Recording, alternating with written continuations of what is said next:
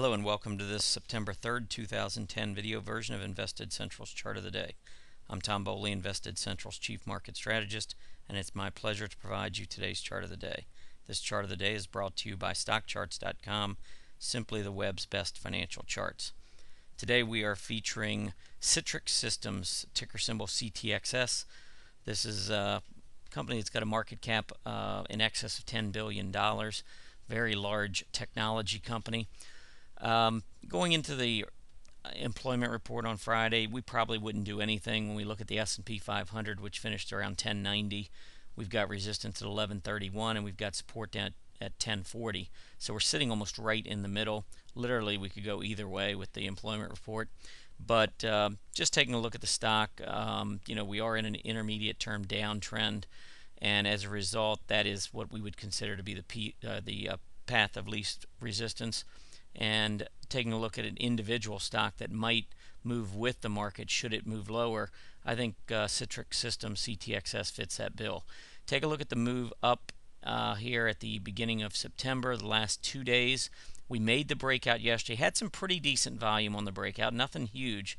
I would call it maybe average volume. And then we continued moving higher, closing on the high just about on Thursday. But notice the volume was down to about 2.5 million shares, and that's one of the lowest volume days we've seen over the course of the last couple months during this uptrend. So as the stock has been moving up, the volume is coming out. We've also got RSI at 71.5. We've got stochastics at 85, so we're overbought. We're moving up on lighter than normal volume, and with this breakout, you can see that the MACD is much lower.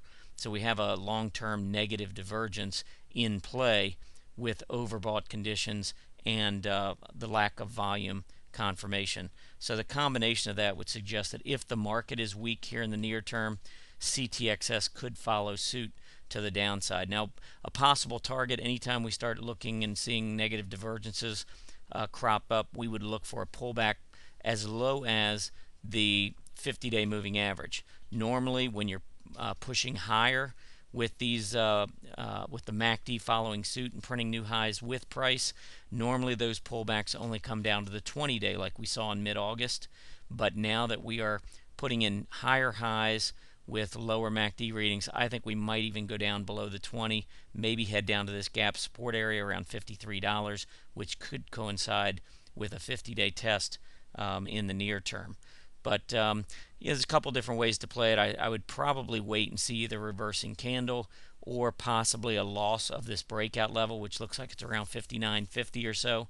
If Citrix was to go down and close below 59.50, I think there's potential for more downside at that point. I hope you've enjoyed our presentation today. Be sure to check out our chart of the day every day at investedcentral.com.